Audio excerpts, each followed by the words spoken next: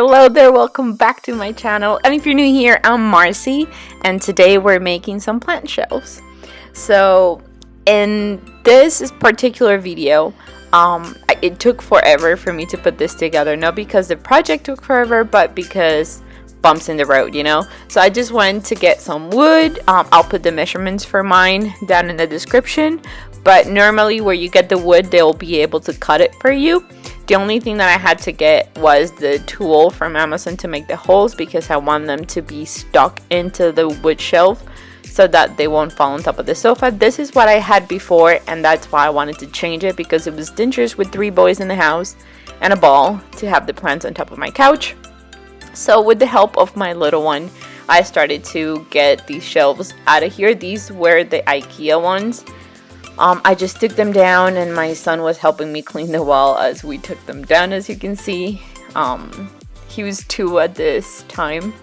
So anyways, then we filled the holes, sanded them over, and painted them. And while I was doing this, my husband was helping me to get the wood ready to start painting and all this stuff. So these white spots represent where my planters are going to be. I'll leave the brand and the dimensions for the ones I got. I like them to be plastic just because they don't weigh as much, and they're fun for hanging, and my walls are basically cardboard, so the safer we can get it, the better. This is what I got from Amazon. It's the attachment for the drill. Big tip here, this attachment needs a really strong drill. The one that we had got really hot really fast, and it was working. We could have done it. It would just taken forever to drill each hole, and I mean forever. We had to wiggle it from side to side, and it was smoking, and it will get really hot, so you couldn't touch the drill bit, like the drill part where you will hold it. So you can see it took forever because, oh god, it was hard for my husband and I to get the drill working properly because it got so hot. Our drill is really old, so probably will work with yours. I'm just being honest. This is a great tool. I mean, we took it to a friend of ours that has a stronger drill. He works with wood, and he was able to do it no problem. So it wasn't the part, it was just our drill. So this is how we ended up doing it. We just took a trip to his wood shop, and he was nice enough to do it for us. And we just gave him the attachment because we weren't going to be able to use it anymore, and we didn't even need it anymore. So after we got the holes done, we could finally do the smaller holes on the sides. So again, I'll do all the measurements down in the description because I have them written down and I don't know them by memory. But it depends on how thick your rope is going to be. Ours will fit in, I think it was an 8mm hole or bigger. It was bigger. So we just got a rope, and the point was to like get it through the hole so that we can make a nut and secure the shelf down. So that's what my husband was doing here. I was getting some other stuff ready, and just be really careful and make sure that you don't drill too close to the border, because then it will become more breakable depending on how much weight you put on your plant shelves. So this is me getting everything ready. I just used some cups to raise the wood up so that I could stain it better, and this totally worked for me. It was really easy to do it. I wanted an old, kind of used and beat up look, because that's apparently what I've been liking for a long time now. So I just applied it however, and sometimes rubbed it with a piece of cloth, and some others I just kind of stained some parts and then went back to the other side so that it will be darker on that side. The holes I also filled with the with the dye, with the stain, and then I totally loved how it was kind of bleeding on the sides, and that's when I took my spoon to give it those details. So you just kind of mark the borders and make it rough and like not sanded to be perfect, but not to have any dangerous like piece of wood that would stick in your skin. You just rub it and peel it, and you know, do it as rough as you can, just making sure that you're going to be safe and no splinters are going to go into your skin. But this is a really fun technique with the spoon. You just have to do it all over the place and then sand it with the rough sander and then stain it again and then sand it again. It's a whole process, and then you just take off the dust with a slightly damp cloth, and then you just use your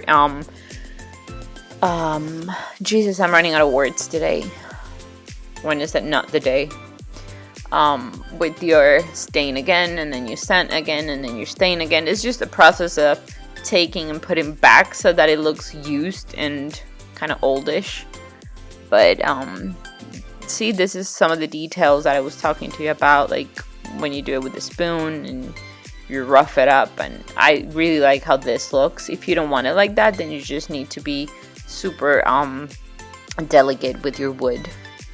Now this is wax, and this is what I use to seal it because it really repels water, and I've used this a lot before with chalk paint, but it just seals the stain in, and if you get it wet because of the plants, obviously you're gonna get some dripping in it. The wood's not gonna, you know, swollen up or anything. It worked for me so far. I guess it depends on the kind of wood you use to. This is pine, and it's one of the cheapest that I could get here, being strong at the same time. So this is how you have to put your rope through, and then you make some nuts on the other side so that it will be, you know, secure. And it's kind of like a handle. It's gonna go towards the wall, so when you make the holes, make sure you have a good attachment to put in there, like one of those wall thingamajiggies that you put in there before that thing, I forgot what it's called, but you put it in there, you make sure it's snug, and then it's when you do the hook that you're gonna hang him through. This is the hook that I got. It's really long and strong. You have to read in the packages how much weight it can handle. I also painted mine white because I didn't like the silver look, and this is how they look once you hang them. It's really basic. Now that you have the first one level, you just have to secure on top with a little bit of extra rope, a tiny little bit like this, so that it won't move. Or this is what I like to use so that they won't move. You could actually glue them, but I rather use this. It's how the other ones hanging in my living room look. And then you just use the level to do the second one as well. And now they're ready for you to put your plants in. And then after you put the plants in, you make sure that they're secure and everything. You can then cut the rope.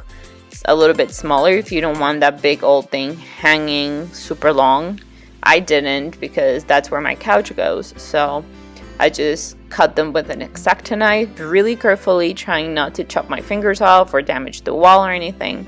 And then when you're done doing this, the only thing you need to do is bring a lighter to like burn off the little extra bits in there so that it won't unravel.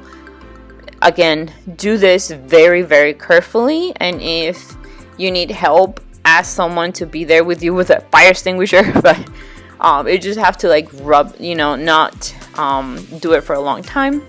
And this is the result you get. This is with the spoon, all the marks. I love those marks. And this is pretty basic. You can do this in a weekend or in a week, depending if you have kids or not.